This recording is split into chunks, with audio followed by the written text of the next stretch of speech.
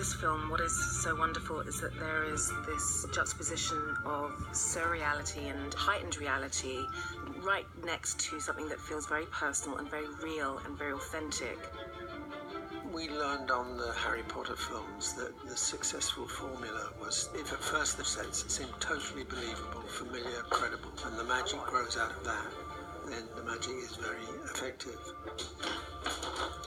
It's like this. It's not unhinged and let's just create anything. There's a real root and foundation on which to build.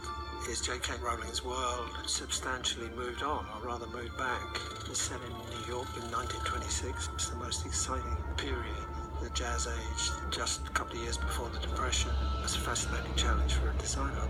Stuart Craig has made many, many films. He did Gandhi, he did all the Potters, and he pulls together a wonderful team around him. The best painters, decorators, sculptors, artists. It's a very inclusive family. The rest of my crew includes 3-time Oscar-winning costume designer Colleen Atwood, Christian Mans and Tim Burke, visual effects.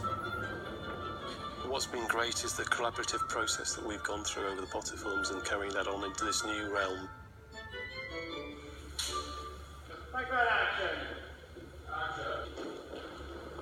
When I started doing this film, I thought that it was going to be green screen. I thought it was going to be a world of green and blue curtains. And what Stuart's done is create the entire world. It's a new Harry Potter world.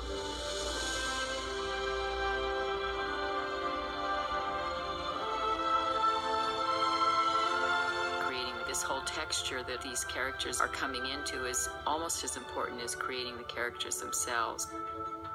You probably heard before how the sets and the costume do a lot of the work for you, but they really, really do. I have a personal reaction based on how the clothes fits, the cut of the clothes, the look of the sets, and it begins to right you or wrong you, or it informs the way you move.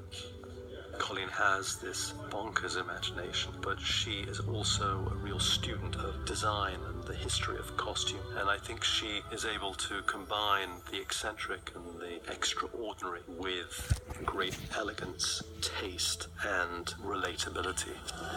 Action! The sets on this piece are quite astounding. These are not small sets. Usually there's a mix of a couple of big sets and then lots of small ones.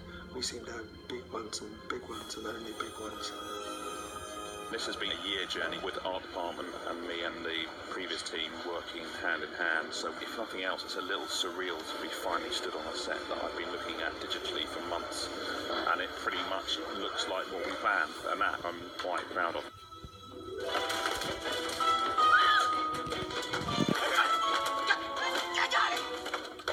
They've just created this visual universe that's so detailed. I mean, right now we're in the subway and it's so gritty and grimy. You walk into this set and it's real. You're there, you're in this space, you're interacting with these physical objects.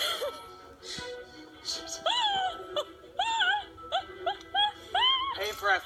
It's nice to be able to help the actor feel convinced about what he's doing. We try as best we can to actually make the prop as we feel it would be made. Try and give it a weight to it and be convincing. Feels like a real, something like a cape. Very cool. And on the, I guess it's a dragon's finger, isn't it? Hang the vine, it's quite a cool touch. I was opening drawers and there were archives of a made-up newspaper with news articles all the way through that they'd actually written out. Like, this is the level of detail, something that the camera will absolutely never see. Inside a drawer. If you look at all the details and all the forms and so on, we're always trying to get every little representation of story in there where we can. Every corner of every set, of every setup, is just filled with detail. It just makes it so much easier to lose yourself immediately in the scene and just connect with the actor opposite you, you know? Look at the evidence. This is witchcraft. I was on the set and I picked up an inkwell.